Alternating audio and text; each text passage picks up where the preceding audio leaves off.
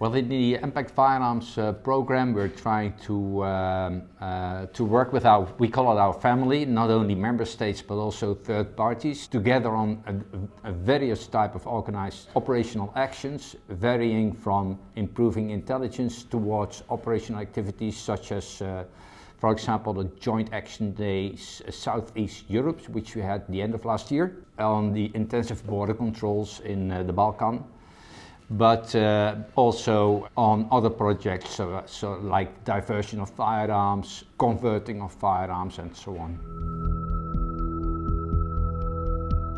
We had some successes on, for example, investigations on the conversion of blank firearms internationally. So cooperating with various member states, identifying not only the suspects themselves, but also the routes they are using, and people who are converting these blank firearms. On the war finishes in Ukraine, there will be a high availability of firearms, and not all of the firearms are controlled by the government in Ukraine. Although they are doing their best as much as they can, there will be harvesting from the battlefields, there will be trophy firearms in the possession of citizens, and organized crime.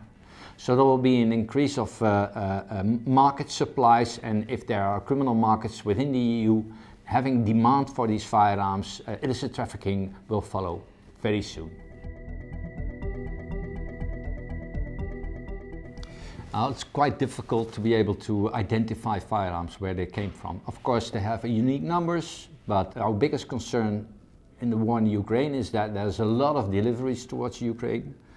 And there are not a lot of documents already available in which we can trace and check if firearms initially went from one member state towards Ukraine. For example, firearm was delivered from the Netherlands, returning to Spain. How does Spain check if this weapon, where did it came from Ukraine? So we need to organize that at front.